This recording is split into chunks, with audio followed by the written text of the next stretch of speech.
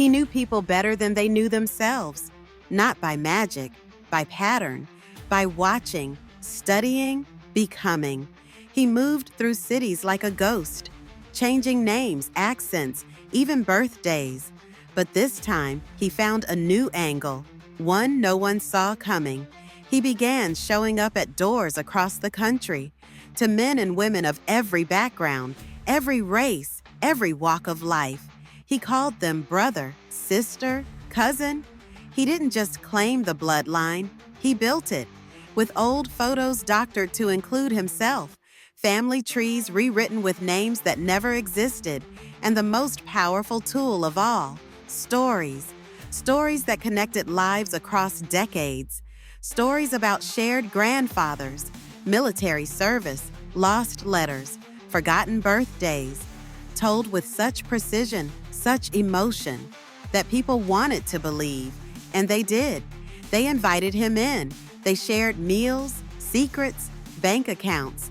Because when someone tells you you're family, and they say it with enough pain in their eyes, you believe it. Until one woman didn't.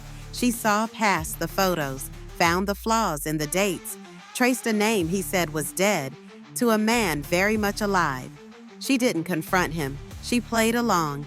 She let him spin his web. And when it was complete, she handed it to the FBI.